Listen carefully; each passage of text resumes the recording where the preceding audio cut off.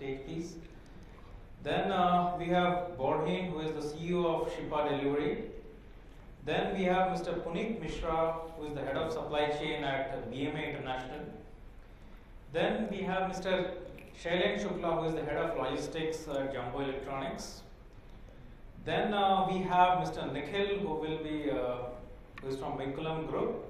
We also have Mr. Deepak Singla, who is the founder and VP from Vinculum Group, and we also have Mr. Elie, who is the founder and CEO at Yalla Pickup. So can we have you all on stage, please?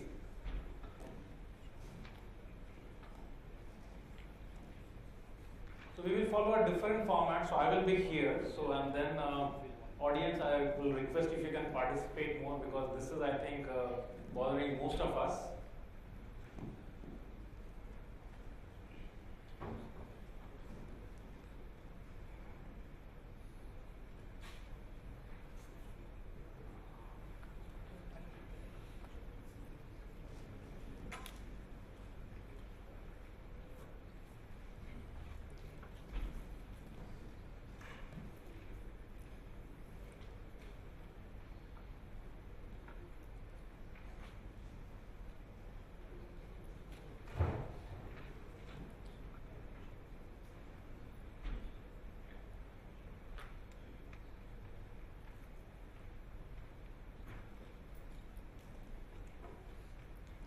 So we will start off with a round of introductions, so that again the audience knows who is. So we'll start with you.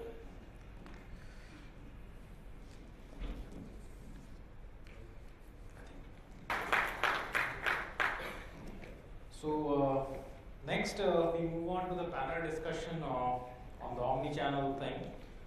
So we have Mr. Sachinn Laala, who is the CEO of Liquid Retail. Can I have you on stage, please? Then we have Borhene, who is the CEO of Shipa Delivery. Then we have Mr. Puneet Mishra, who is the head of supply chain at BMA International. Then we have Mr. Shailen Shukla, who is the head of logistics at Jumbo Electronics.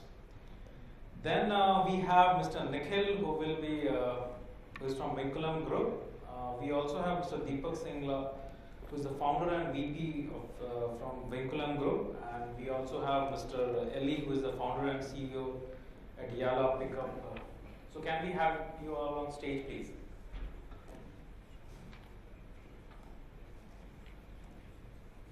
So we will follow a different format. So I will be here. So and then audience, I will request if you can participate more, because this is, I think, bothering most of us.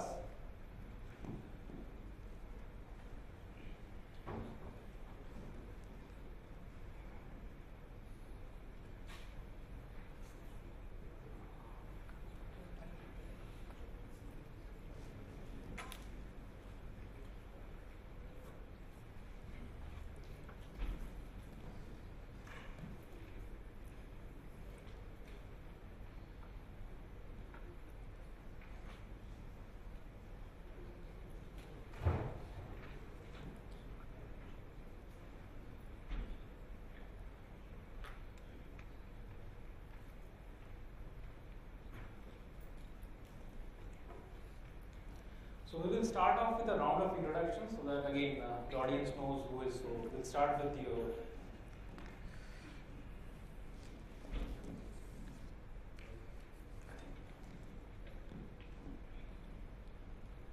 Hello. Yeah, hi. Good morning. Good afternoon, everyone. Shailen Shukla here, head of supply chain and logistics in Jumbo Electronics. Good afternoon. I'm Nikhil. I am the regional head at Vinculum, taking care of the Mena region. Hi, good afternoon. Deepak Singla, one of the co-founders in Vinculum Group. We are a technology partner to all the e-com players, and as well as logistics, a lot of brands and retailers and stuff. Hi, good afternoon. My name is Sachinn. I'm the business head at Liquid. We focus on omni-commerce for brands. Hello, I'm Borhene Mena. I'm founder and CEO of Shipa Delivery, a last mile platform. Hello, I am Puneet. I head the supply chain division for BMA International. We are into value fashion retail, having more than 250 stores in GCC. Previously, I have worked with the largest online fashion player in India, so I have a mix of both online and offline. Okay, excellent. So my first question to the panel, of course, everybody is talking about omnichannel. So what are your views? What are the industry problems? Why is there still a problem? Why is everybody talking about omnichannel? So with this, we will get this rolling. So you can start.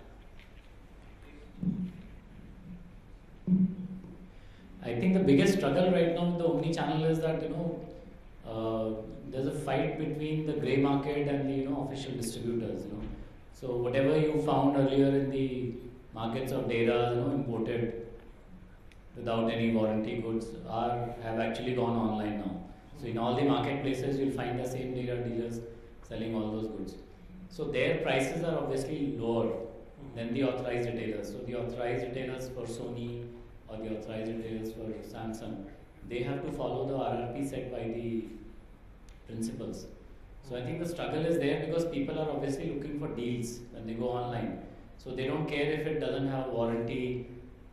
Actually, products from Russia or Europe may have a different technology, suited for their local use. So all these grey imports from various countries, actually, if you are buying a 55-inch TV and if it is 1 year old, it's quite likely that it may be 25% cheaper than the newer model. And while we are selling newer model, you see 55 KDL in Sony and you don't see the XYZ in the end. You say, oh, 55-inch TV, 25% cheaper, but you don't realize that this is like 2 generations old, and every 3 months the technology is changing. You have new models launching. So I think the struggle is between the grey and the genuine. That's what I see. Okay. So any other view?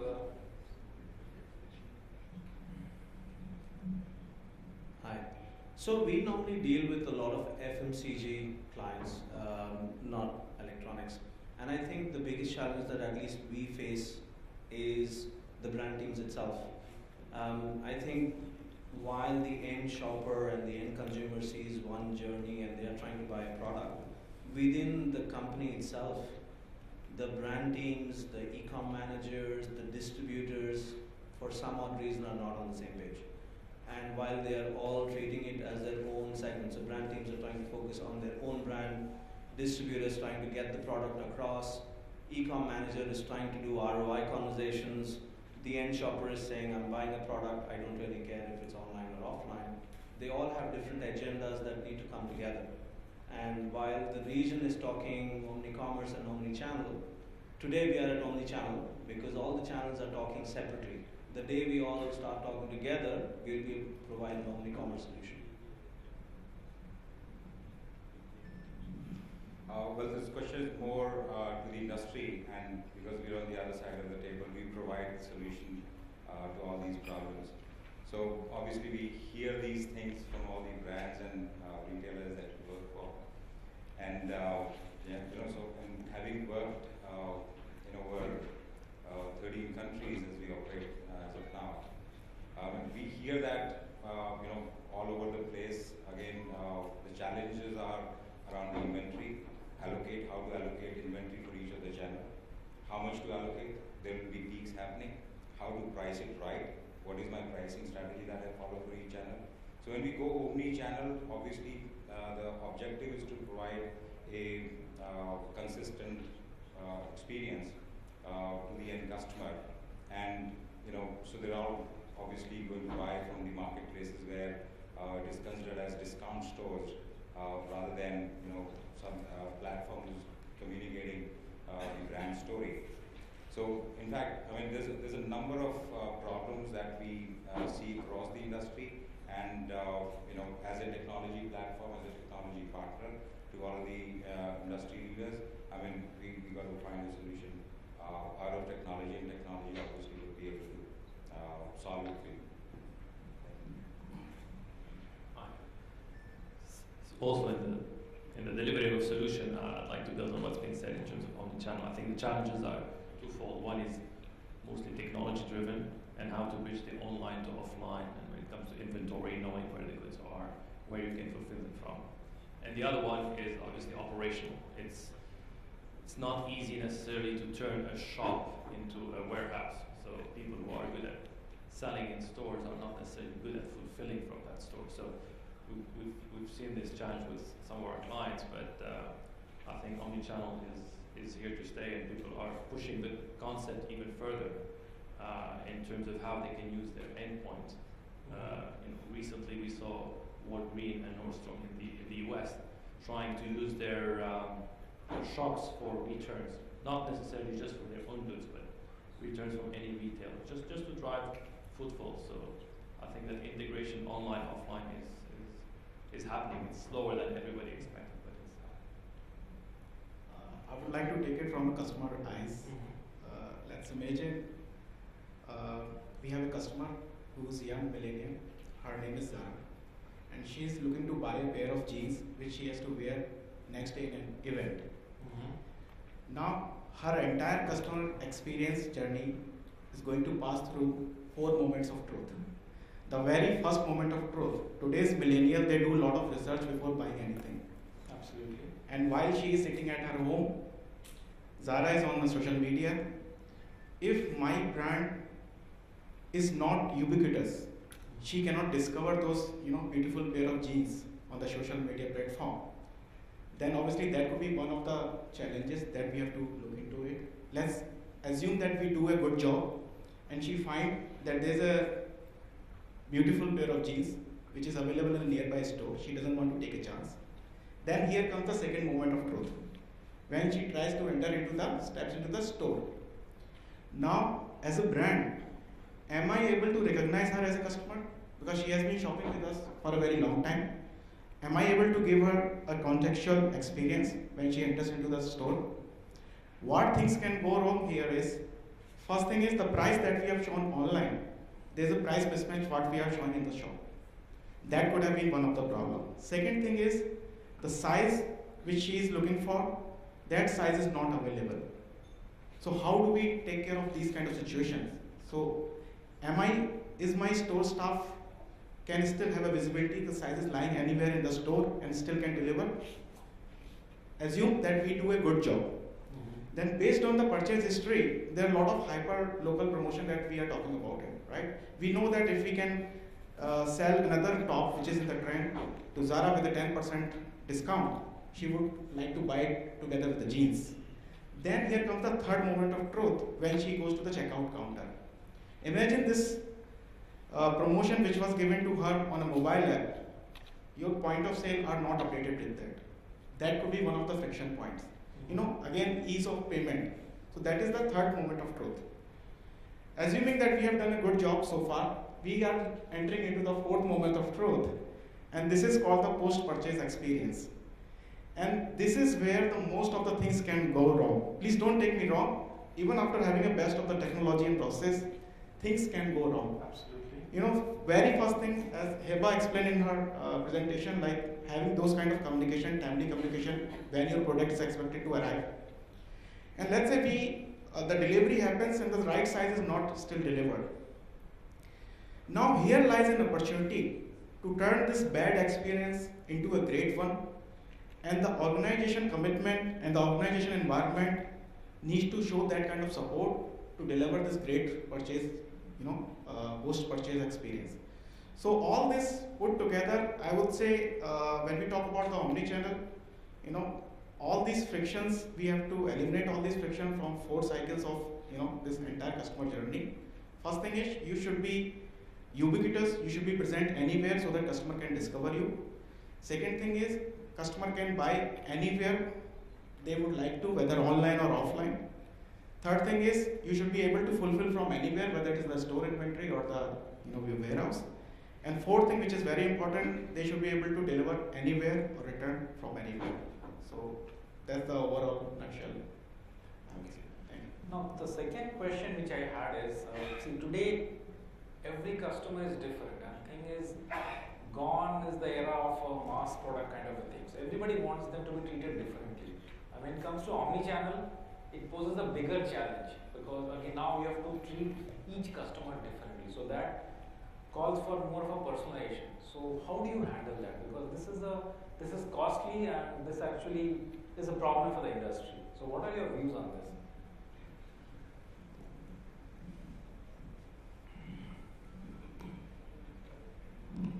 So it's very important to give a pleasant and superlative experience, especially in omnichannel, because what happens is that we see a lot of people are highly educated. You know, they do their research online so well, and they are able to buy online, and they are able to actually differentiate. You know, that X model of Nikon versus Y model of Canon versus the Z model of Sony, and we get phone calls from people saying that I want this 10,000 dirham camera, and if you don't have it in stock, you offer him something else, he doesn't want that.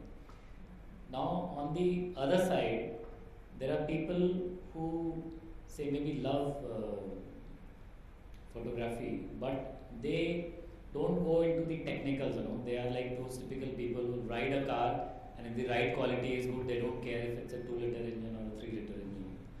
So we deploy experts in our physical stores where there's a guy who's an expert in camera technology. He's able to explain to the customer. And there are people I know it happened in front of me. I was visiting one of the Ras Al Khaimah stores, and there was a local Amrati gentleman who came, and he said, where is this TV specialist, Mr. Hussain? So somebody said, no, he's on leave, but I'll help you. I said, no, I don't know, I'll come tomorrow. So the experts are so helpful. They actually help our customers take the right decision. Yeah, because so many times there are people who are not just looking at price. They want something more than that. That if I watch a serial, or a Netflix serial for say 4 hours, what will happen to my eyes? You will be surprised that people are concerned about this before buying a TV. So engaging with specialists helps them give a very personalized solution. That is this what you're looking for?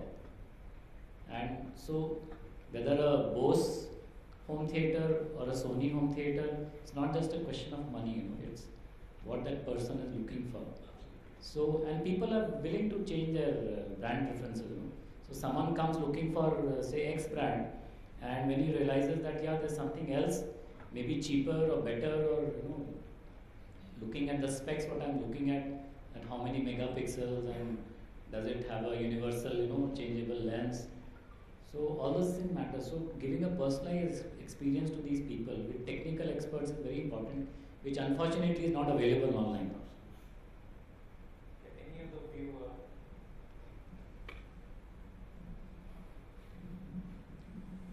Well, I mean, I'll rather take a view from the consumer's point of view. And this is a question that we can all ask ourselves. Why do we need to be treated personally, or why do you need that personalization in the online world? So, but I mean, obviously that's in our habit, and that's what we expect. We've been traditionally shopping, going into a store, talking to a sales associate, taking recommendations, comparing products, and we build a relationship with the sales associate, right? And that's exactly what we expect when we try and shop online. I mean, and that's all about consistent experience and all of that, and the communication of the brand with the customer. But then, as an end consumer, you would want to be recognized when you walk into any of the businesses, any of the stores of the brand that you're buying from, and likewise, you want to have an integrated loyalty across the channels and stuff. You want to earn online and burn offline and stuff like that. You want that personalized service that equivalent to talking to a sales associate. So there are robots coming from the website, and they're trying to talk to you, they're trying to help you doing the comparison stuff. So I think the industry is moving towards that, and there's a clear need to do that personalization, and obviously to service the customer well. And provide that transparency, provide that care in the end-to-end process. I think it's very well needed, and the answer to that is technology. Not that I'm a technology provider alone, but as a consumer, obviously you expect that happening from across the channels, from wherever you're buying from. Okay. Just to touch upon what happens in the last mile, because customization is also very important in the last part of the experience, of the omni-channel experience.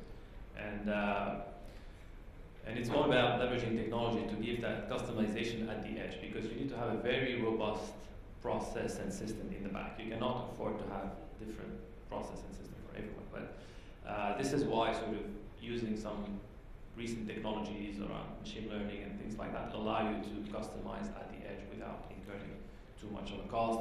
It goes through understanding the preferences of the client. The clients, you know, if the delivery is going to happen at 10 p.m., at 10 a.m., you know he's in his office, so you know exactly where to offer it. This guy prefers it after dinner. I mean, and always allow for some live interaction, even if it's not live, even if it's a bot behind it, but give the impression that he's interacting with the business. So chat is very, you know, people like to be able to interact. So chat and chatbots are one of the ways we make sure that the customer gets what he wants, even if behind it it's quite standardized actually. Now, any experience for the customer, unless you actually deliver the goods to him, is definitely the purpose is defeated. So definitely it puts a lot of pressure on your entire supply chain, which is again, and it's more of a problem again when there's a peak demand management. So what are your views on that? Because if it is not backed up with a very, very robust supply chain network, everything really falls flat. So I want the panel to deliberate on what are your views on this.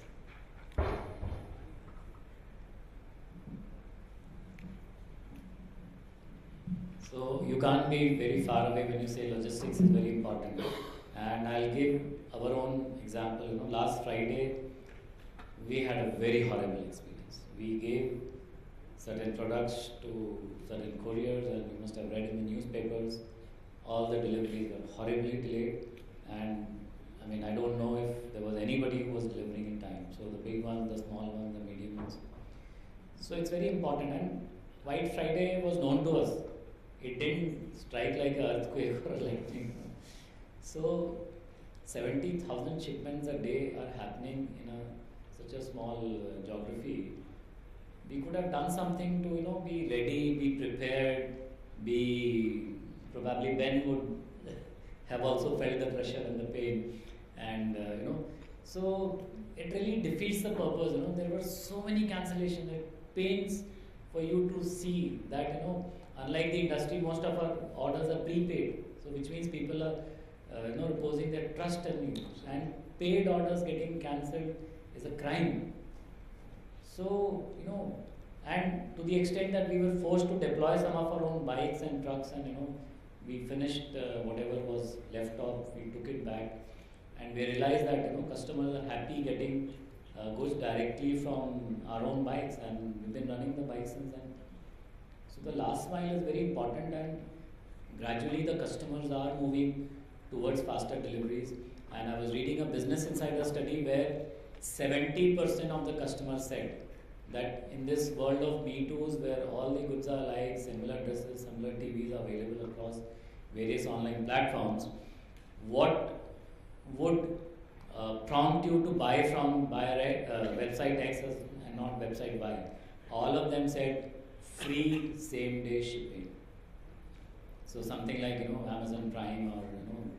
So customers are moving towards same-day delivery, but unfortunately the last mile infrastructure is not geared to, you know, deliver that. Or if they deliver at such a high price, you know, that maybe a 50 dirham headphone, if you want to deliver same day, they'll charge you a bullet delivery price of, you know, 150 dirhams, or even the cheapest same day delivery would be like very high, which is unaffordable, you know, you cannot afford. And why should the customer pay? End of the day, he has 1 million choices. So the last mile needs to be sorted out, and I am sure somebody will come, somebody will innovate, somebody will do something dramatic. The food guys are already doing it, you know. So they have this off-peak time, you know. So between the breakfast and lunch, between the lunch and dinner, you know, 3 to 6 and 9 to 12, you know, that's the off-peak time. So they are saying on demand, you know, can I deliver something for you? And it's working very well. I mean, we tried something, and for a very low price, they are delivering like within an hour. While my own bikes, if he goes out with a 20 order, across Dubai, he takes full day to deliver. So, something will come up. I'm sure. I think for the peak management, it is very important to have a consumer demand forecasting, have the right inventory, and of course try to deliver it at the best possible manner. Well, sorry, do you want to go first? See, as you rightly said, the entire operation across the chain is under pressure when these peaks happen. And why do these peaks happen? Obviously, we're probably doing a promotion, mass level promotion, and some of you must have heard about the $1 billion day kind of sale that happened in India, all those. So, obviously, the entire operation, all the partners who are making that order happen, making that sale happen, are under pressure. Warehouse operations, the fulfillment centers, the logistics providers, and all of that. But at the helm of all this, there is this technology platform which is sitting there. The first thing that will crash down, when there is a $1 billion sale going on, is the front-end platform. Yeah, so it happened obviously. And then you need to have that robust platform to handle such peaks as the first step. And obviously, very mature process. Like you said, there's and the integrations and stuff with the last mile fulfillment partners, and we need to have the right partners and who have the capacity to handle such peaks. And the processes within the four walls of the warehouse where there's picking happening, there's packing happening, and all of that stuff, right on time and stuff.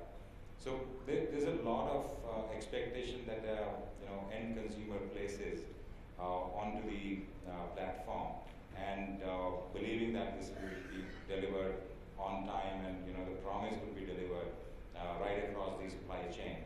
And there's these lot of players, a lot of these partners who are working together to make that order happen. So I think technology is also one of the key components to the play, and it's not that something that we can ignore, and we got to do the regression testing, etc. ahead of the time, and like you said, plan ahead, forecast ahead, expect those things to happen. It's a good situation to have right now, and that's why you created that kind of state, isn't it? So. Yeah, just because I know the pain point is often last mile, and just to set the record straight, we all have Amazon to blame if there's something called free delivery on a website today, because there's no such thing as a free meal. But that being said, I completely join my colleague here who's talking about plan, and more than planning is setting expectations, and setting expectations on two fronts. One is setting expectation with the customer, in the sense that if it's White Friday and everybody wants same day delivery, you can already cross that option off the menu, and telling them, during this week, please expect 48 hours delivery, that's more realistic. And obviously communication with the merchants, because as last mile delivery providers, we build flexibility into our DNA, so we're able to scale up and down. It's just a matter of knowing well in advance about these peaks. So there are many ways to mitigate them. And then on the point of pricing, it doesn't matter if it's a 5 dirham pen or a 50-inch TV. The cost is there, so it cannot be proportionate to the value of the good. Many people would like to walk into IKEA and walk out with the receipts. It doesn't happen. So it's true, somebody has to bear that cost, and I think we see more and more clients willing to participate in taking that cost, especially when it comes to on-demand and same day. I'm one of those shoppers that will pay a premium to get my goods on the same day, even if I have to add a little bit of cost to it. If I talk from the brick and mortar point of view, they have an advantage over the pure play online players. Like having your store network close to where the customer is living gives you that advantage where during those peak moments you can always use your store as a pickup point or the delivery points. So that is something which could have been something I would like to add. The whole discussion, a lot of good things have already been covered. So thank you. So I will now open it up for the audience. So any questions for the panel? Yeah, I think he had a question. I'll just yeah. No, sorry, you go ahead. Sorry, I think.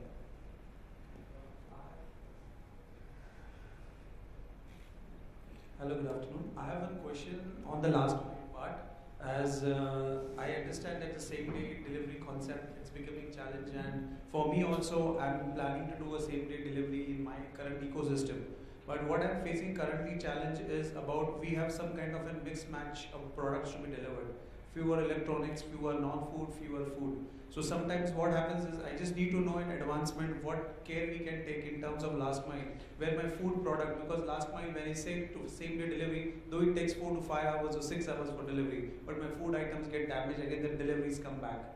So how do we go ahead and small like electronics items, it gets again sometimes a challenge for me that the electronics items, sometimes there is a challenge, it comes back again to me because temperature is not. Now, for example, for each and every van, I cannot have a temperature controller. Chiller vehicle I cannot have because only 10% of the total products are my food product. So how do I go ahead in that scenario? The simple answer is outsource it to people who are subject matter in those different those are very different verticals. So if you're dealing in dry goods versus cold goods, I mean, yeah, you cannot put them both on the same. And actually, the regulator will actually frown about putting food and non-food items together. Yeah, the answer is if you're trying to do it yourself, then you have to have multiple assets to cater to the different needs. If you're working through a third-party provider, then he whichever provider it is, will advise you about, you're right, food is no more than 60 minutes.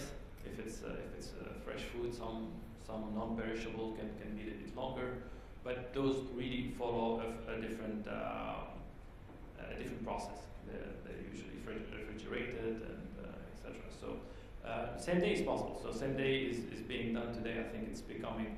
It was before one of our prime products, and it's now become a standard. Everybody wants it.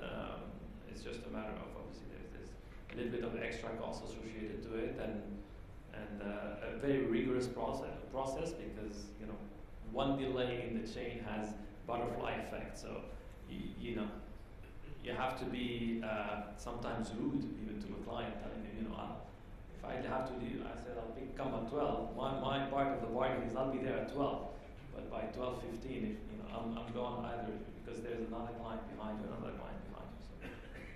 I think another solution for that temperature control and ambient thing is that you could get your own vans made, where you have chambers. So you could have cold, frozen, and chilled in the same van with 3 different doors, or you could have an ambient and a chilled. So that's all. I've seen a lot of fans on the way running like that, especially the food and FMCG guys doing that. So in case you have your own network, you could look at that solution. Thank you. Because as you mentioned that outsourcing can be done, but whoever, maybe you have that service, but whomever I have interacted with, they do not have the service. To the best of my knowledge, nobody in Dubai is running chilled delivery service. Yeah, nobody is. Food delivery is also so horrible. Imagine in 50-55 degrees, those poor guys are running with the food delivery with no temperature control. Oh, thank you. Any other question? I think I'll just add one point to what you said regarding the infrastructure, physical. So the Omni store is here to stay, but look at omni-channel stores where accessibility becomes a problem. The Dubai Mall is doubling the space. Mall of Emirates already doubled the space. Ibn Battuta did that. And I live opposite Dubai Mall, and every weekend I see 3 kilometer, 4 kilometer long queues. Despite living opposite to Dubai Mall, I never venture to visit that mall on weekends. So, I mean, the infrastructure providers have to see that proper infrastructure is provided so that it's easy for people to access. Otherwise, it becomes a nightmare. And I was in India recently on a weekday. It took me some more than an hour to get inside a mall on MG Road in Gurgaon. If somebody is familiar with Gurgaon, that's like the Oxford Street of Gurgaon. So it's such a painful experience. And Bombay, of course, traffic is traffic. So I think if something is done to ease that thing out, the omni-channel experience becomes more happy experience. And another thing I'll add is that just behind my house, this new Dubai Arena is made, 17,000 capacity with no parking at all. So imagine the nightmare it will create on an event day when some very famous singer is coming, and what will happen to people going to Dubai Mall, the entire, like a New Year jam. Coke Arena. So, I mean, the city planning and these people have to have a vision to make sure that okay, you are holding an event for 17,000 people, but where are they going to park? I just want to add to the panel discussion on this, with the same day delivery and the other stuff. I think the region is not there with how we are trying to get. Same day delivery was really forced upon us because people were buying from Amazon US. I could get stuff faster from Amazon US than buying locally. To the end user, our infrastructure problems are not their problem, right? We are asking them to buy our products, for which we need to set up the infrastructure we want to fulfill that they won't buy. At the end of the day, they are paying money and they have the option of buying either here, abroad. It's up to us to fulfill that. While we all want to create demand, we are not able to fulfill demand. And I think the region needs to start looking at this a little more seriously on saying, yes, we want to sell, but then how do we do same day delivery? How do we do White Friday events? Like, it's not we know it's 6 months in advance. If a Prime Day that happens in the US, they are able to deliver same day, we should do the same. And we have a smaller geography compared to the others. And this is one of the things that we need to start looking at from a shopper experience and not from a self, my store and how do I solve my problems. It's really not the shopper's problem. They need to buy products and we need to fulfill them. If you are so concerned with the speed, you'll be surprised. Some of the cancellation reasons we get for e-commerce orders is that, look, I ordered the same product on 2 websites, cash on delivery. Whichever came first, I accepted, and the second one I rejected. It's so funny, So people are very smart. So which means faster delivery is the thing. And then you spend, you spend on the reverse logistics, right? So obviously, once the order is placed, it will have to be returned. The lost sale. Yeah, lost sale, of course. Yeah, I think there's a question.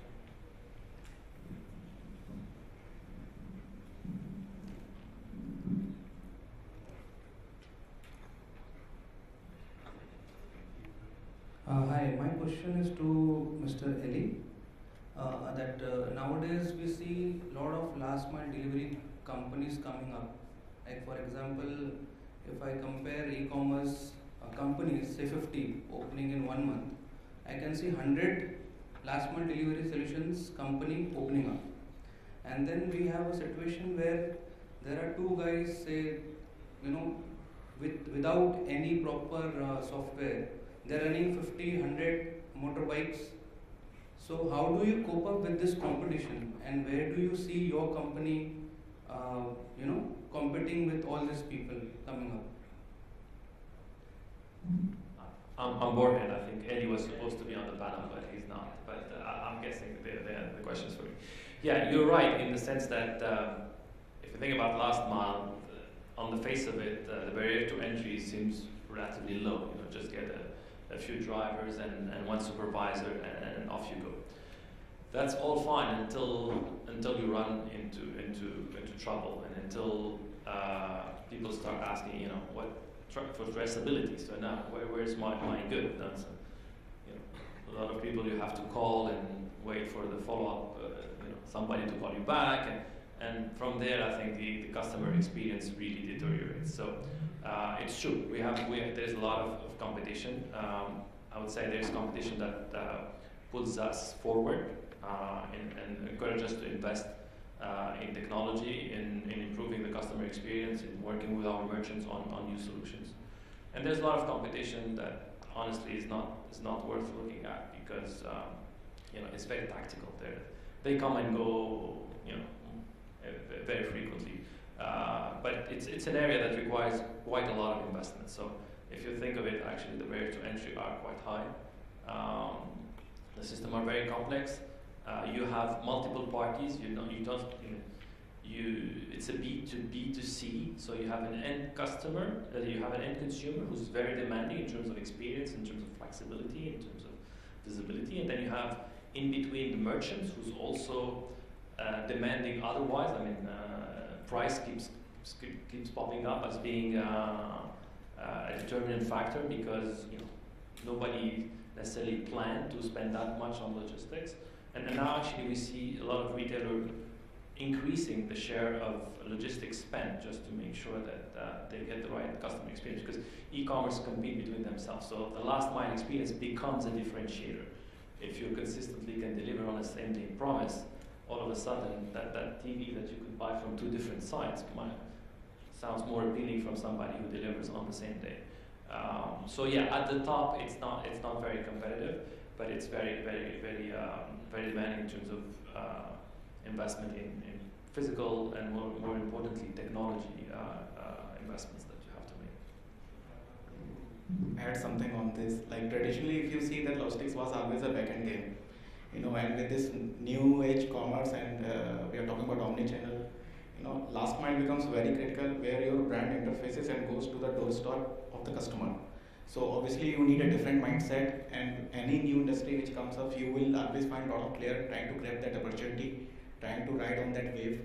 And definitely, like any other industry, we will see some top 3 players remaining in this game, and there might be some chances of consolidation in the near future as well. Like those who understand the end-to-end game, and obviously that also allows them a lot of opportunity in the future. I had a question to you. I mean, the food delivery guys are not doing courier, the courier is not doing food delivery. Do you see any time in future some synergy happening between these two? Not really. I mean, if we're talking prepared food, so food ready to be eaten, then you cannot mix with logistics. And what we've experimented with in the past as delivering goods is using the downtime, because food has peaks, and there is an off peak between 3 and 6. We've tried to tap into that capacity for non-food items. But anecdotally, the guys who are used to delivering food were not very happy with us, because when they deliver food, they get better tips. People can tend to tip more when they're hungry, and they see the food coming. They tip when they see their pair of shoes coming. They expect it. So it was not very easy to find the right incentive to do that. But there is some of that happening. But you cannot count on it. You see what I mean? I mean, it's one of those that if it comes, it's fine. But you have to build your capacity, not taking that into account. But is there any rule or an etiquette, on tipping the delivery boys? Is it mandatory, not mandatory for the layman? No, obviously nothing. It's tip by definition is not mandatory. No, Ramadan is coming, so in Ramadan people tip a lot. So the driver, drivers, all of it goes to the driver. So to be honest, it's nice if it happens, but can't force it on the client, and we actually have to train our drivers on when to accept, when not to accept, what constitutes an appropriate tip, what is not an appropriate tip. You had a question. Yeah, okay. Actually, I have a crazy idea. Can we consider unmanned delivery, such as Uber? We have available all these cars, and we can have even 3D recycled cars, small ones. We can go to the drones for like distance, can be controlled with GPS or other technologies. So just like a crazy idea for the future. Can we consider unmanned delivery? Thank you. Yeah, actually, unmanned delivery is on the roadmap. Now, how fast is going to be adopted? There are use cases For example, in Africa, to deliver medicine, we're already using unmanned drones because there the infrastructure is non-existent. Funny enough, I mean, the problem is the range. Now, there's a lot of nice ideas about when you deliver it, you go there, but not to use too much battery to land and take off again. So you drop it, so it's a mix of drone and drop. So there are use cases where it's happening. Will it become the standard? It's hard to see today because, like I said, in high density areas like cities with higher rise building, the challenge is where do you land the drone? If somebody lives on the 30th floor, you can't land the drone. So you have landing pads, but landing pads are far. You cannot have too many of them, and so people. Again, I'm sure we'll see a lot of innovation in that spectrum.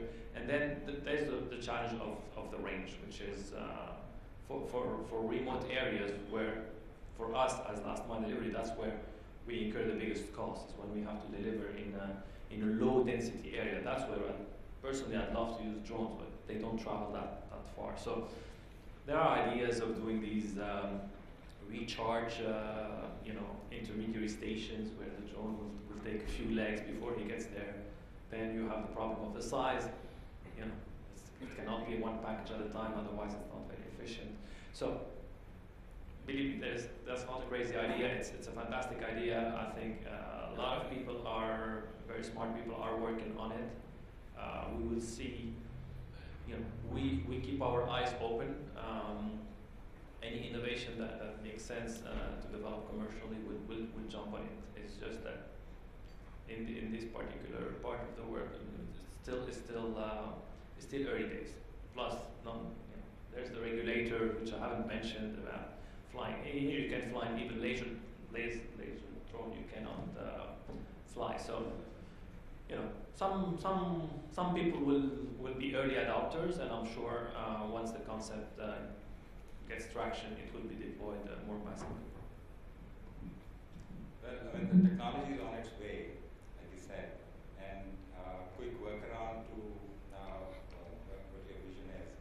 Obviously, where until the drones start, taking the elevators and go out into the houses and stuff. Until that time, you can set up a collection booth, at the perhaps the entrance of the apartment, whatever, and there the drones can deliver, and that becomes unmanned delivery plus a manned collection point, whatever, and that's already happening actually. Faster. The delivery becomes faster. There's this personalization, etc. And then obviously when you're not at home, you can go, while you're entering the house, you can go and collect your stuff. And I think there are workarounds happening, and the technology obviously is on its way. Till we further refine it and see what's to expect. Actually, one, in my opinion, promising idea is having fulfillment center in the air. So, because the problem is the ground, that's where the congestion is, that's where we expect delays, etc. But it's not too much science fiction to think about having literally fulfillment centers in the air and then dropping from there. So. See, because you're overpopulated already below the ground, right? Yeah. I read somewhere, just to answer and add to this point, is that crowdsourcing is already happening. Like I read Amazon employees while on their way home, they do certain deliveries, and I'm forgetting the name of the company. They're looking at people who could outsource, and I think in India, Zomato or somebody tried Uber Eats taking on students in their free time, doing some of the food deliveries. So thank you. Sorry. I have one question. We were discussing on the last point, logistics strategy support your efficient distribution. I just need to learn from you and understand how technology can involve in this in a scenario where the distribution is at multiple locations and long distances within the region, where the efficiency is to be looked out. Yeah. something that we've accomplished in other parts of the world, and soon going to happen here as well, is we've created a network of networks. So there is this the first mile, the shipment, and the last mile. I mean, when you're integrated across the chain, when you're integrated with different partners, and then you can do point-to-point deliveries, all of that in time, and the systems are integrated. It says transparency across network. Growth, starting point is obviously the customer, the order, the fulfillment center, all across the chain. Visibility of inventory and visibility of logistics, where exactly the driver is, and where so I mean, we had Far Eye talking a while ago.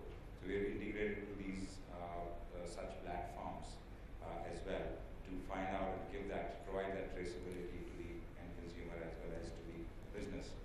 Right, so that's really happening, and obviously there's this infrastructure required to support that, and technology is easy.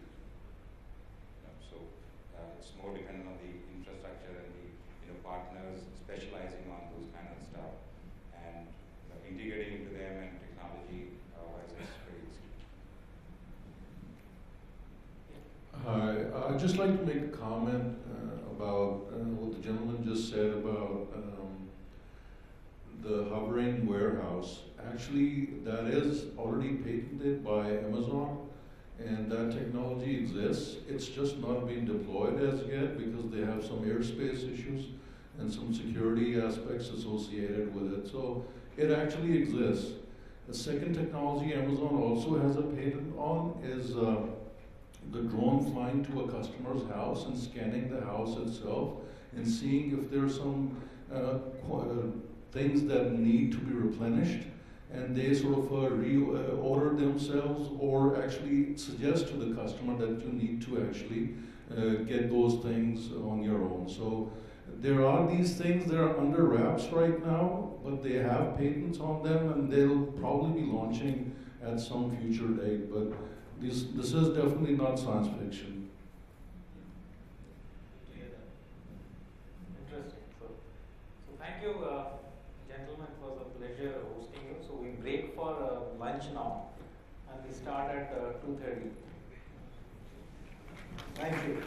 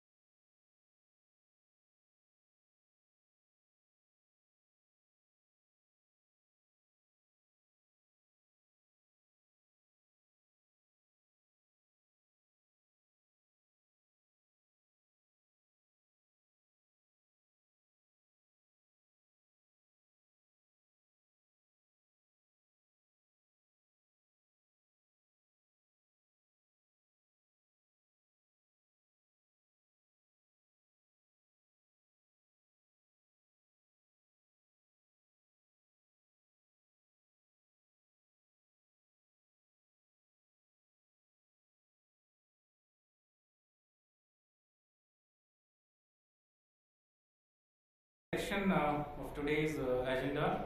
So we move into shipping and delivery. And our first speaker for today is this afternoon is Rachid, who is a partner with McKinsey, and he will talk about how we will receive our e-commerce parcel in 2025. Over to you, Rachid.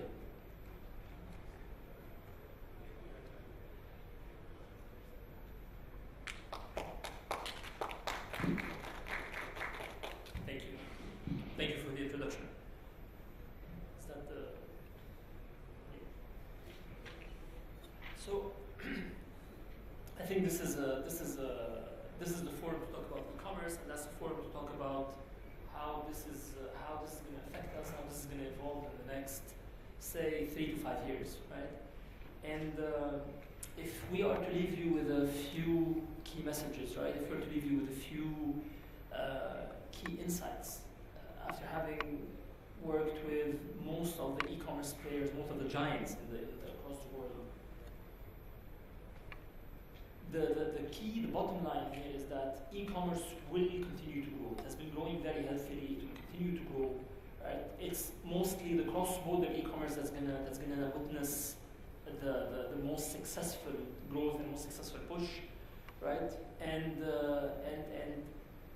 it's no secret that as this e-commerce play keeps growing, it's going to be mostly the air cargo ecosystem that's going to benefit most because of many reasons and many demand of making these timely deliveries, right?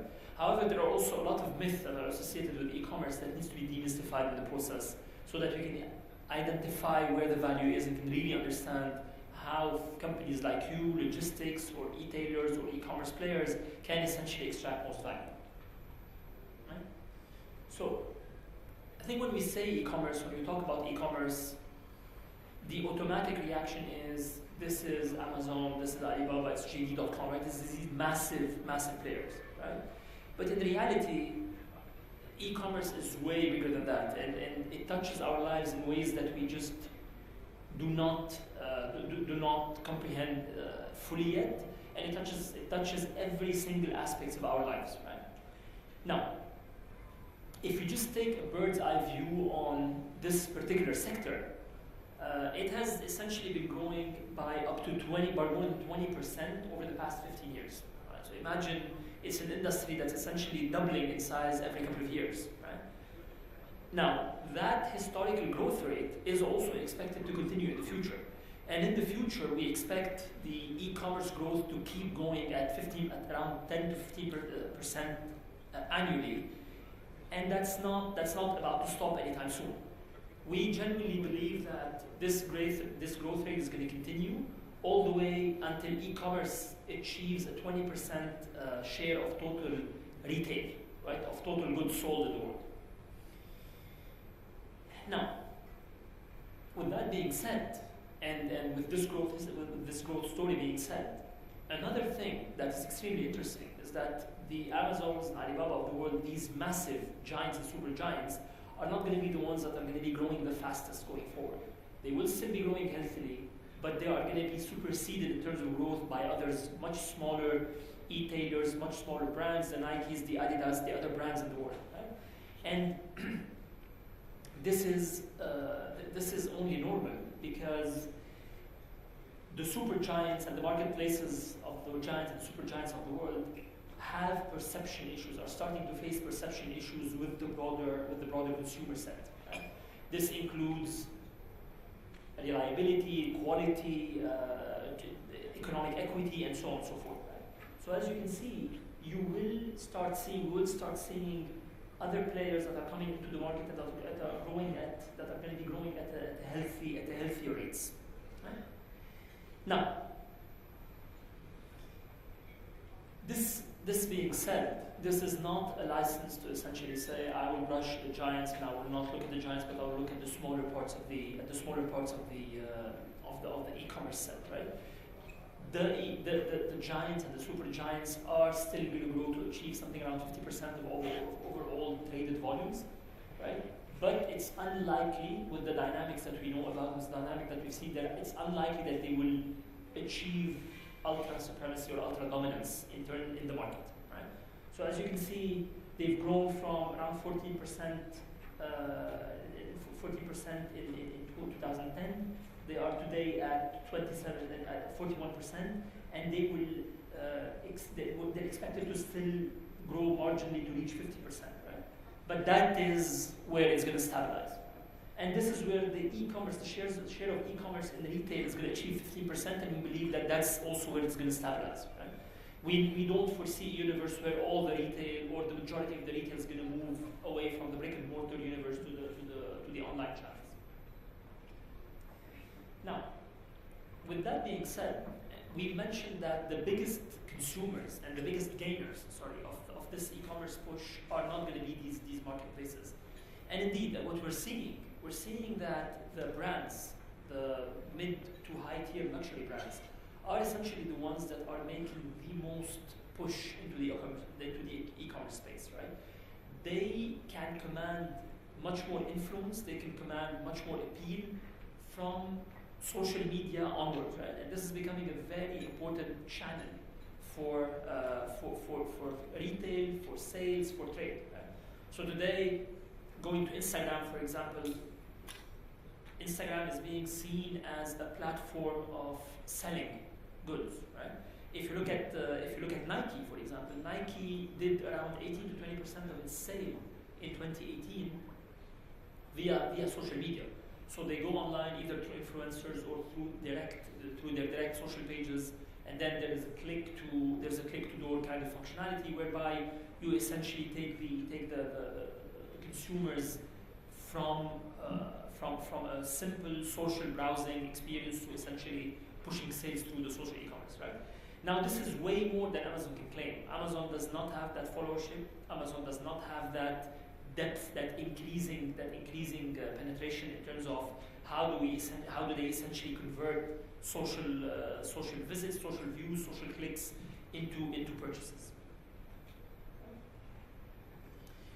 Now, with all of this being said, in reality, the impressive part and what's going to keep growing and going to grow even further, right? And has actually been an unbelievable success story at hindsight, is cross-border e-commerce, right? Because with everything that we've discussed so far, the majority of this e-commerce has been you source it in the US, you buy it in Dubai. You source it in China, you buy it in the US, right? So these trades, these flows have been and will continue to be increasingly important to trade, increasingly important to e-commerce. Right? When we look at the growth of cross-border e-commerce, right, we see that with the prevalence of logistics companies, with the prevalence of air cargo companies, with the prevalence of a lot of the facilitation in trade and in logistics, we see that cross-border is increasing, right, and it's going to continue increasing over the next 5 years. Today, it is around 17%. So today, whenever you buy from an e-commerce player, chances are 1 in 5 that you're essentially sourcing this from China or sourcing this from the US, right? This is way more than what it was in 2014, and that's going to almost double if we look at how this is going to evolve into the future. Now, why is that extremely important? That's extremely important because that's going to reduce the logistics base of certain players, right? So the warehousing is going to look different, 3PL is going to look different, 4PL is going to look different. That's going to increase the importance of postals, of air, of the UPS, FedEx, DHLs of the world, of the express international courier players of the world, and that's going to inevitably increase the importance of airlines, right? And how they essentially ship cargo and move cargo across the world. Right? Now, the reason this is going to continue, and the reason we genuinely believe that, and we strongly believe that this trend of international cross-border is going to continue and it's going to become even more pronounced and even more important, is because asking consumers about their preferences and trying to understand a little bit more how consumers behave and how they purchase and what do they like and what do they value when they carry out an e-commerce purchase, we realize that product availability is the most important thing. And we understand that it's extremely difficult to make products, all the single products of the marketplace, available locally. You will always require, and with the globalization of supply chain, you will always require to be able to source cross-border. Right? The second point that's equally important is lower prices, right? So if I, as a consumer, have a choice between buying something at $5 and $4, I would almost every single time go towards the $4 piece, right? For that to happen, you need to be able to source from low-cost based countries. Right? Greater selection for those product availability, although it's not the most important thing, and product quality has not really been the most important driver of consumers behavior, right? Which then leads us to believe that this e-commerce, this cross-border e-commerce is going to continue growing. Right?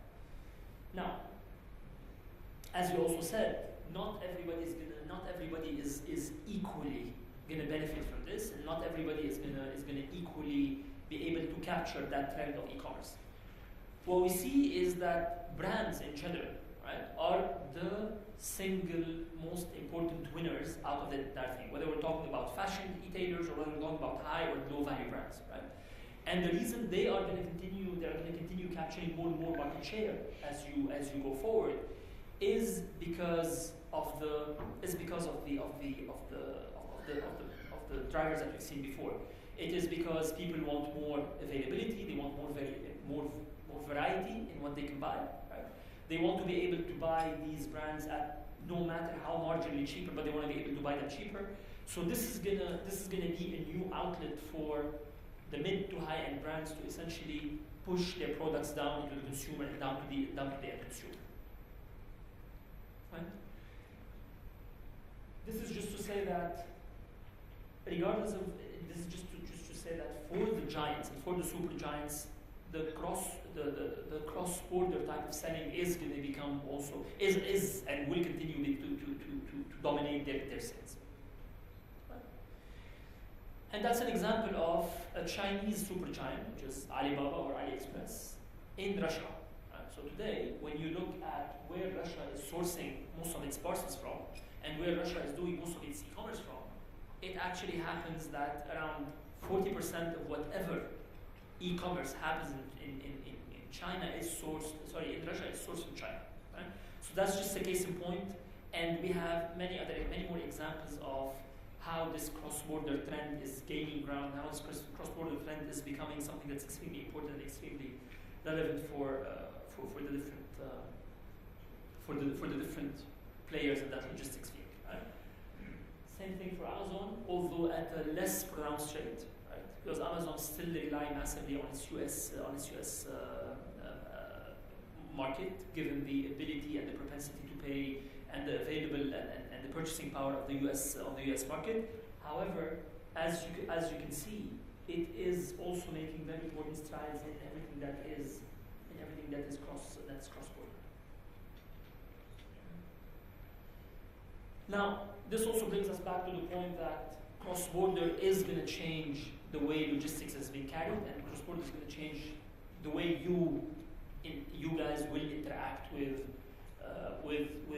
the end user, how you will interact with your shippers, how you will interact with your suppliers, and so on and so forth, right? So cross-border does not mean everything is going to come to me from China, every single parcel is going to come to me from China.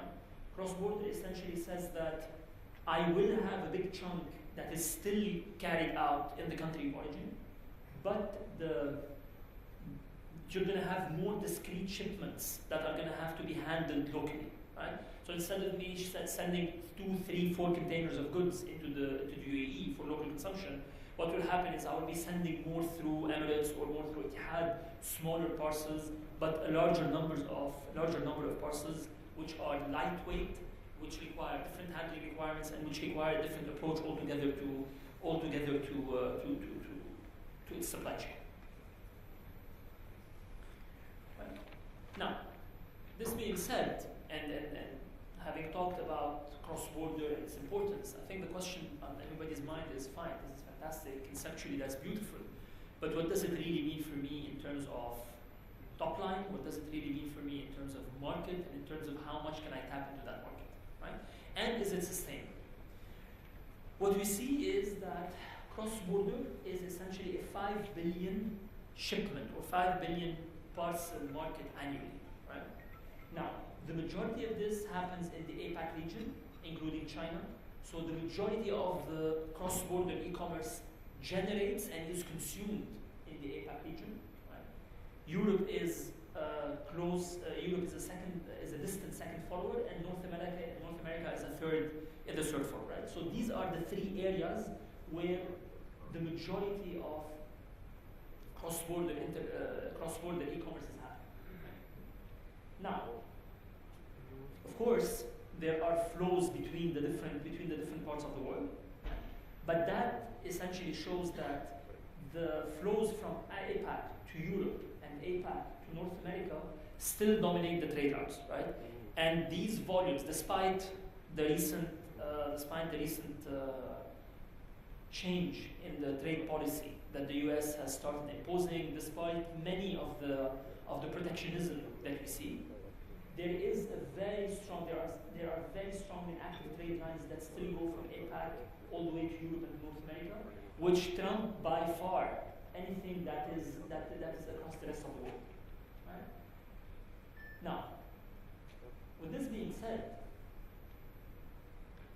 the short answer is this is a sizable market and it will continue to remain sizable.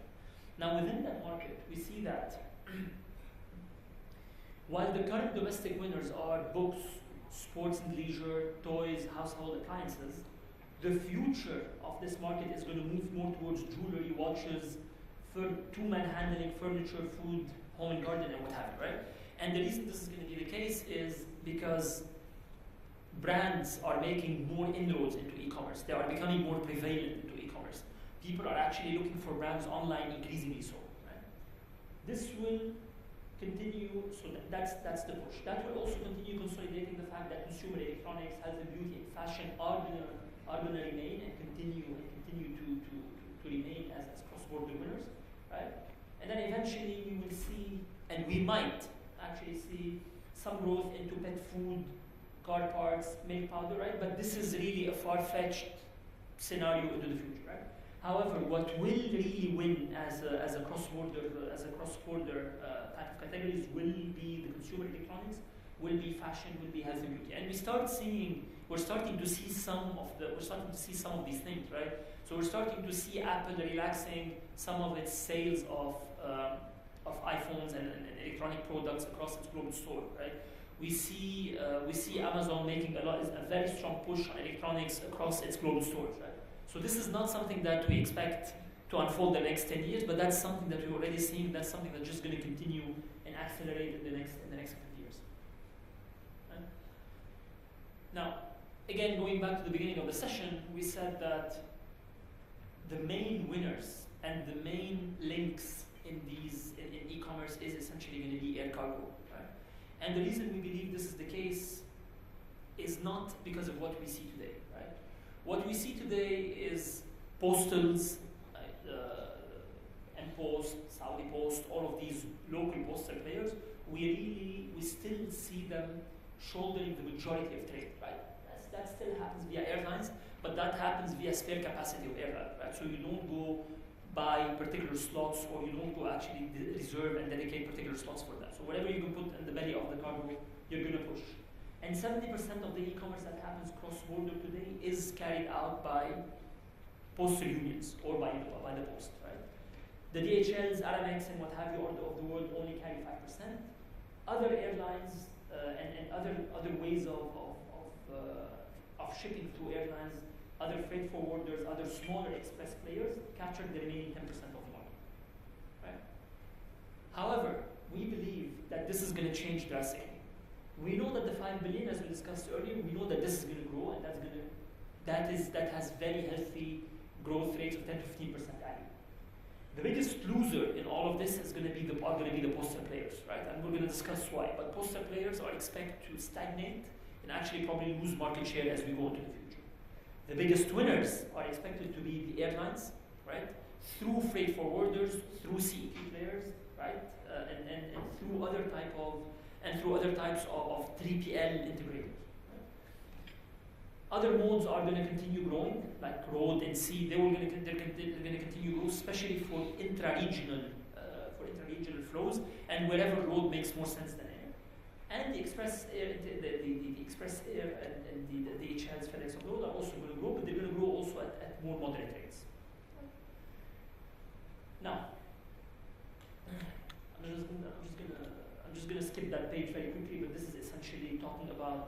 how much air cargo revenue is going to make from e-commerce, right? This is just to reinforce the message that air cargo is going to be the biggest winner after that trend. They're going to keep making money, they're going to be shipping more, and no matter how you slice it and dice it, they're going to continue shipping more parcels as we go. Right? Now, why do we say this? And why do we believe that air cargo and airlines in particular are going to continue benefiting massively from the growth of cross-border e-commerce? Right? We do that because of a few reasons. The most important reason is when you survey customers, when you survey the current customers, which are by and large millennials, which are by and large digital natives, are people who actually were born after the 80s. They were born into a world that is increasingly interconnected. They were born into a world where instant gratification is the norm. Their view of what is a good delivery day from anywhere on the planet to their doorstep is increasingly skewing towards the 2 to 3 day mark, right? So when you ask the shippers and you tell them what do you perceive to be an acceptable delivery date, and when you go and ask a very broad range of consumers, all of the majority, the absolute majority, goes back and say, if you're not delivering in 2 to 3 days to me, you're not doing a good job, right? This is actually being exploited and fully reinforced by the Amazons of the world, by the Alibaba of the world, who are actually now pushing extremely aggressively into a direction that says you're going to have to deliver. They're pushing the logistics providers, which I'm sure we have plenty of in the room. They're pushing a lot of the airlines, a lot of the supply chains to deliver in 2 to 3 days. Right? So this is going to continue, right? And we don't expect this trend to relapse. We actually expect this trend to become increasingly more pronounced. There are certain, if you talk to certain schools of thought, if you talk to certain industry circles, to certain academic circles, people are genuinely gravitating towards believing that same day is going to become the norm in the next 3 to 5 years. Right? So this is how the world is evolving. The only way of being able to maintain cross-border e-commerce growth and consistently coming and meeting consumers' expectation is then to use air cargo. Right? Now, this is an example to show you why majority of the postal services are not going to be used in the future, right? Why, how airlines are going to start growing more and more important into this, and then eventually what's going to happen to the UPS, DHL, and FedEx of the world, right? So, postal services, slow, cheap, that's not going to work, right? Regardless of the price point, a lot of the consumers are just going to say, that doesn't work for me, I'm not going to ship through them anymore, right? So this is going to eventually die out, and eventually going to get out, right? Now, whether that happens in the next 5 years, in the next 6, 7, 10 years, it's anybody's guess, but that's the dying segment.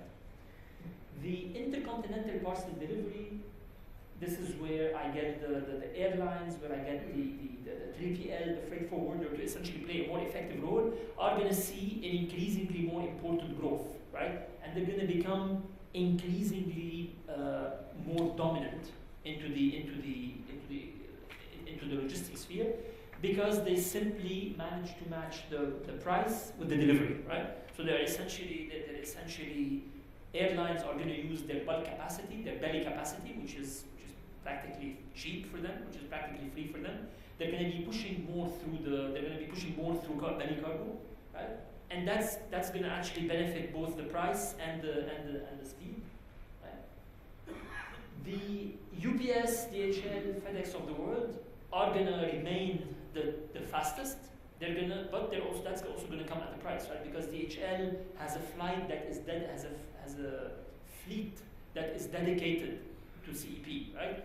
FedEx the same, UPS the same. So they're going to be able to do that. They're going to be able to satisfy the speed requirement, but it's always going to come at a premium, right?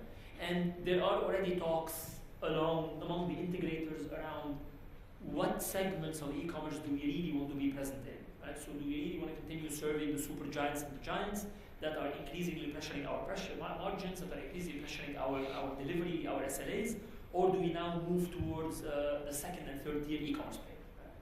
But this is how the universe is evolving, keeping in mind that the delivery The full supply chain is not only the outbound logistics consumer. You have the first mile, last mile, warehousing. So all of this is going to actually have to stack up in a way that essentially brings the prices and the delivery promise to an ultra-competitive universe going forward. This is just an exemplification of how complicated this value chain is. I'm sure you're all familiar with it, right? But you start at the e-commerce shipper, you go all the way to the warehouse, to the first mile, airport, customs, airline, right? So there are so many steps that are in there, right?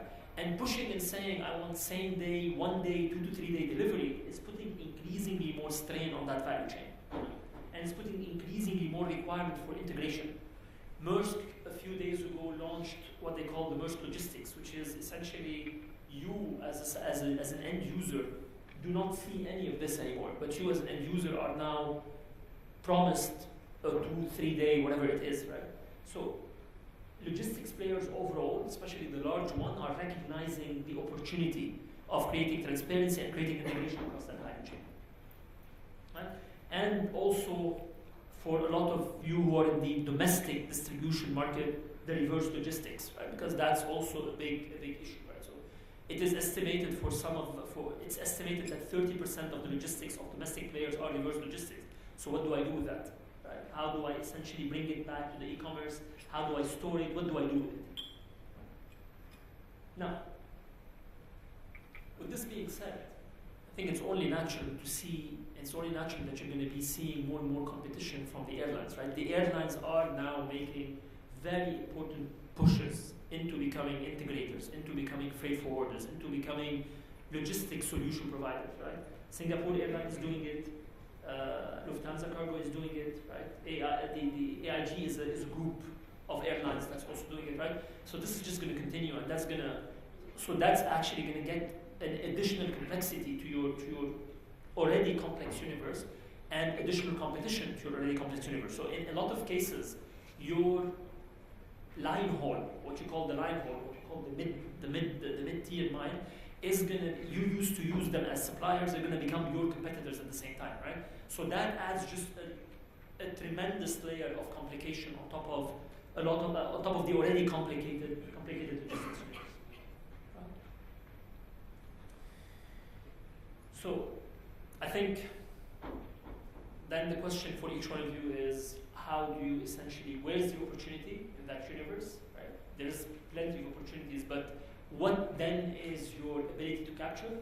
What kind of simplification and de-risking you're going to be able to do in the next coming 2 to 3 years to be able to capture the value without necessarily losing out on either margins or prices or being cannibalized by your existing suppliers and what have you. And that's essentially it. Thank you.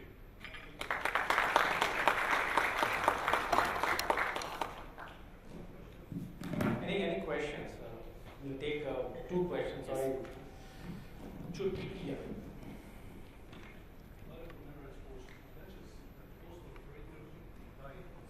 I can't hear you.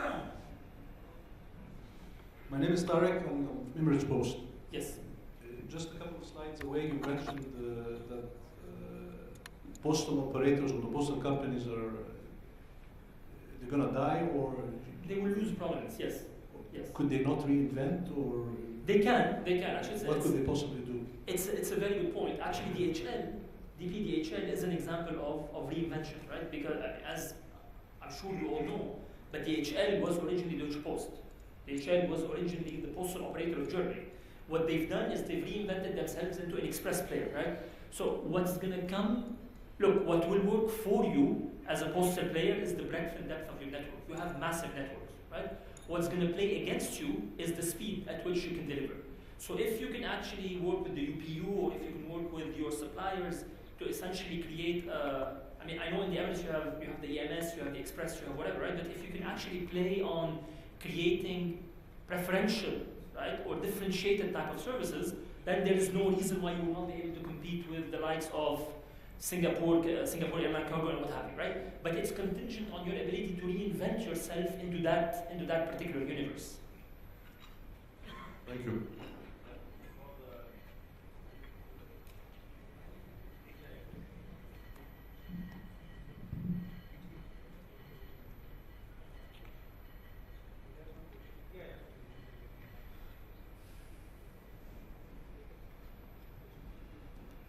Yes. Now for the postal, as we know, that's worldwide. It's going like for internet, whatever, all this thing. Then the postal are, it could be not dying, but it will have just a minor. Now, for the cargo, as you mentioned, this cargo has been since ages now. It's nothing new on cargo for all of it. Air freights, most of the airplanes, they have the cargo scheme. So, and for us, like. For me as a normal person, yes. How do I grab my opportunity into this, whatever air freight or the cargo business? What is it for me? I mean, I understand for the flight, but what is it for me as a normal partner, customer, company, whatever? It's a very good question, right? Look, it depends on where you are in the value chain, right? So in the value chain, if you are a consumer, the opportunity for you is going to be increasingly cheaper deliveries, right? Increasingly cheaper product price as a consumer, right? Now, if you are not necessarily, a consumer, not necessarily, because the more you go into this cargo business, then the price will go up because it's monopoly, really. It is. It's a monopoly. It's when you go more and you ask for demand for cargo, then could be the price go up. I'm not sure it's a monopoly. I'm going to tell you why. You have way too many airlines in the world with way too much excess cargo capacity for this to become a monopoly, right? So I can tell you, for example, in the Middle East, today there is a demand for around probably 5 to 6 million tons of cargo annually. There are plans to build cargo cities that exceed 50 million, right? So the balance, the supply-demand balance is so off, right? That essentially you're not going to get into a monopolistic solution. You're always going to be in a position of, you're going to be, you as a cargo player are never going to be able to set the price. You're always going to be a price taker to the market, right? And that's why we say that for consumers, the promise is cheaper price. Actually, the entire e-commerce boom is actually driven by, and the entire is actually driven by the fact that consumers can now get goods from wherever they want at a cheaper price. But the most interesting question, and I think this is where you're spot on, is what is it in it for me as a logistics player? Yes. This is a very interesting question because it depends on what are your aspirations. If you are, and it depends on where in your life cycle as a company you are. So for the more established companies, for the more established logistics companies, it's a threat actually, it's not an opportunity. Because this is going to be a massive impact on your margins. It's going to push you to, as a gentleman in the back said, it's going to push you to innovate or get out, right? I think for the smaller ones, for the startups, for the companies that are still growing, I think there's an opportunity of exit, right? So I set up, I capture volume, and then I exit at more lucrative rates at the expense of broader, more established players, right? But in reality, the answer is going to change segment by segment, and it's not always a good thing. This is not always good news, by the way, for the logistics segment overall. Sorry, we are really pressed. Okay. As the topic says that we will receive an e-commerce parcel, like it's related to parcels, right? So it's good to see on the other side that we are delivering the parcels across but I am thinking on the other part in terms of a supply chain, where do we see in a part where it is a reverse logistics will work out in this area? If any challenge come in terms of returns or reverse logistics, how do I tackle in this particular supply chain? Locally, it becomes easy for me, or I send a shipment to, for example, to KSU or the region, it's easily managed from there. But if I want to take up this on board and, okay, I want to go ahead with the services, and if anything comes with challenge for reverse, how do I go ahead in that? Yes. Because there will be a delay in this for a longer period. Earlier slide you mentioned very clearly that 2 to 3 days, 4 days, people are ready to accept. But when it comes to reverse and anything goes more than beyond 5 days, it becomes too much challenge because we cannot constantly, we're pushing right now for our logistics partners for maximum deliveries in the speedy deliveries. But when it comes to reverse, how do we go ahead? So again, so first of all, let's agree. Let's make sure that we're talking about the same thing. Reverse logistic is when I, as a logistics player, give you a phone. You don't either pick it up or you don't want it and you want to return it. Right? We're talking about the same thing, right? Actually, this is we've been working client here with quite big logistics, and we do serve these big logistics players. I think this is, funnily enough, this is probably the issue that neither DHL, nor FedEx, nor UPS, nor Aramex, nor anyone has been able to solve, right? Because you have trade-offs, and if you look at the UN and the environmental sustainability, this is the single biggest issue that they have with e-commerce and environmental sustainability, right? Because if reverse logistics were a country, they would be the third biggest polluter on the planet. So in reality, nobody knows what to do with them. Do you burn them? Do you throw them? Do you actually put a warehouse where you re-auction them? Do you agree to resell them back to the player? It all depends on your SLA with your original supplier, right? And it all also depends on how do you collect cash. If you collect cash on delivery and the cash is on your books, then that becomes a much serious problem than if you say, I am intermediate, I will get my money anyway, right? So in reality, there is no straight answer. It depends on where is your sending end. Is your sending end domestic? Is your sending end in China? Is it in India? Is it in Germany? Right. So that's number one. Number two, it depends on the value of the things that you're returning. Is it something that's valuable enough? Is it something that actually has enough pickup into the market so that you can essentially auction it again? It depends on your willingness to build warehouses to be able to store these reverse goods, and eventually it also depends on whether you are a cash on delivery type of service or whether you already take your money and you've already made your money and don't care. From there on, I really don't care. It's up to you, Alibaba, for example, to figure out why people did not want to pick it up, right? Or why people wanted to return it.